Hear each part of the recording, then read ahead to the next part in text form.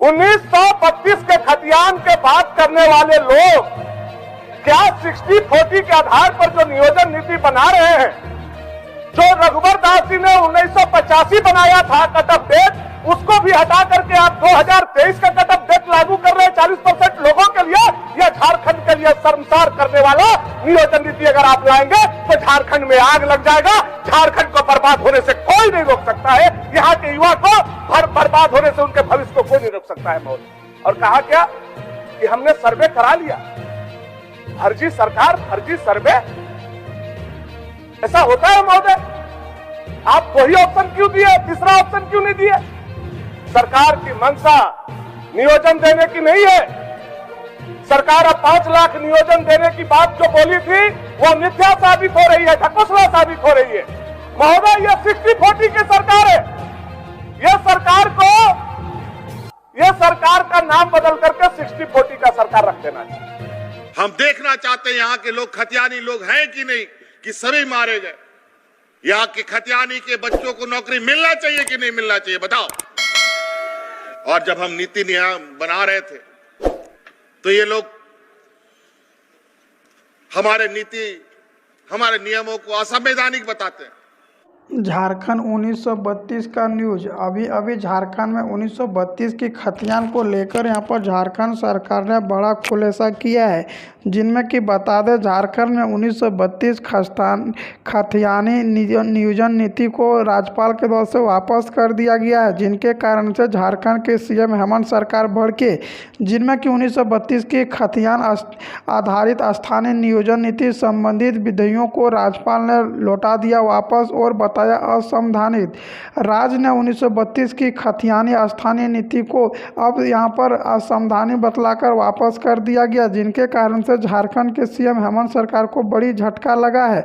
यहाँ पर रांची दौरा ब्यूरो से पता चला कि राज्यपाल के द्वारा से रमेश बैस ने 1932 की खतियान आधारित स्थानीय नीति से संबंधित विधियों को राज्य सरकार को वापस लौटा दिया गया। उसने विधानसभा में विशेष सूत्र में पारित संबंधित और यहाँ पर विधियों को झारखंड स्थानीय व्यक्तियों की परिभाषा और परिमापी सामाजिक संस्कृति और अन्य लाभों को ऐसी स्थानीय व्यक्तियों तक विस्तारित करने के लिए यहाँ पर पुष्टि करने के लिए कहा है और बोला अच्छा से जांच कर लें, यह असंवैधानिक है। जिनके कारण से झारखंड के मुख्यमंत्री हेमंत सरकार जी बोले, जब भी झारखंड के गरीब व्यक्ति कुछ मांगता है तो असंवैधानिक बतला देता है और जहां बीजेपी का राज चलता है वहां संवैधानिक बताकर लागू कर देता है। राज्यपाल के द्वारा से मोहर भी लग जाता है, जिनके कारण से झारखंड के सरकार के द्वारा से बड़ा नाराजगी नजर आए और राज्यपाल पर यहाँ पर निशाना तकते हुए बोला।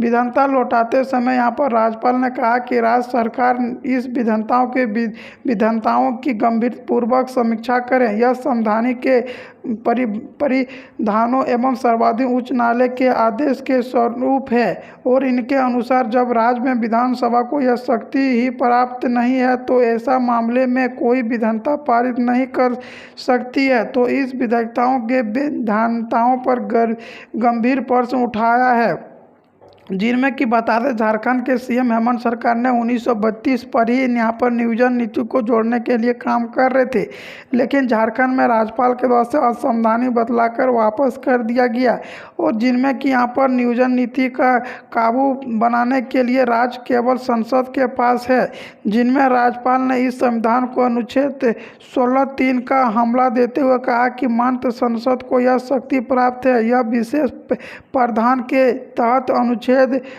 35(a) के अंतर्गत नियोजन के मामले में किसी भी प्रभाव के सख्त शर्त लगाए और राज्य विधानसभा को यह शक्ति प्राप्त नहीं है, जिनमें कि बता दें विधानमंडल में यह शक्ति प्राप्त नहीं है, यह राज्यपाल के द्वारा से ही लागू कर सकते हैं और नियोजन को मामले में सभी नागरिकों को समान अधिकार है और विधानसभा में विशेष सूत्रों के यहाँ पर पराजित इस विधानताओं को राज्यपाल के अनुमोदन और उस पर राष्ट्रपति की सहमति के लिए भेजने के अनुरोध के साथ राजभवन को भेजा गया था, लेकिन राज्यपाल द्वारा से विभिन्न माध्यमों से की गई विधानताओं की समीक्षाओं के क्रम में पाया गया है। संविधान के अनुसूची 16 में सभी नागरिकताओं को नियोजन के मामले में समान अधिकार प्राप्त है। सिर्फ संसद को यह शक्ति है कि वह किसी भी प्रस्ताव को लागू कर सकता है और झारखंड में भी नियोजन नीति और 1932 की खतियान लागू कर सकता है।